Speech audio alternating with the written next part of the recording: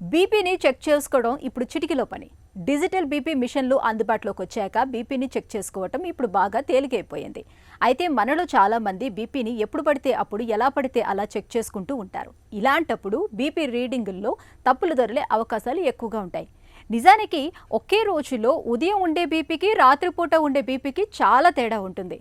Coffee తాగిన వెంటనే BP చూసుకున్నా, లేదా కాళ్ళు చేతులు ఊపుతూ బీపీ చెక్ చేసుకున్నా, కూర్చొని బీపీని లెక్కించినా రీడింగులు తప్పుగా వచ్చే అవకాశాలు ఎక్కువగా ఉంటాయని చెబుతారు డాక్టర్లు.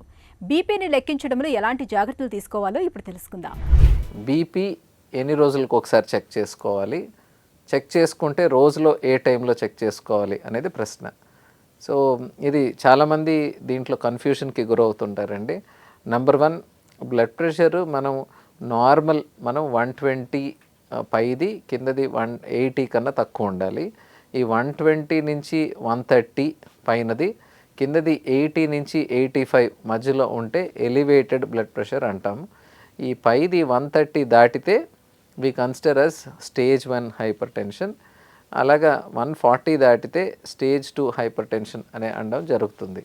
అయితే ఈ పేషెంట్కి ఏ స్టేజ్లో బ్లడ్ ప్రెషర్ ఉంది, అంటే ఎంత ఎక్కువ ఉంటుంది, దాని ఎన్ని రోజుల నుంచి ఉంటుంది అనే దాన్ని బట్టి మనం ఎన్నిసార్లు చెక్ చేసుకోవాలి అనే సజెషన్స్ ఇస్తామండి. ఇప్పుడు హైపర్టెన్సివ్ ఎమర్జెన్సీస్ అంటే కొంతమందికి పైన సిస్టోలిక్ 180, 190 ఉంటుంది. ఇలాంటి వాళ్ళకి ఆల్మోస్ట్ ఎవ్రీడే చెక్ చేసుకోమని చెప్తాం. కొంతమందికి 140, 150 ఉంటుంది. వీళ్ళకి వారానికి 2 సార్లు చెక్ చేసుకోమని చెప్తాం. కొంతమందికి 140, 130 ఉంటుంది. వీళ్ళకి 2 వారాలకు ఒకసారి చెక్ చేసుకున్నా తప్పులేదు. So patient high blood pressure ఎంత ఉంది, ఎంత ఎక్కువ ఉండడం వల్ల వాళ్ళకి ఏం సిమ్టమ్స్ ఉన్నాయి అనే దాన్ని బేస్ చేసుకొని ఎన్నిసార్లు అనేది డాక్టర్ పేషెంట్స్కి చెప్పడం జరుగుతుంది. అయితే ఇందాక మనం అనుకున్నట్లు ఎప్పుడు చెక్ చేయాలని కూడా అడిగారు.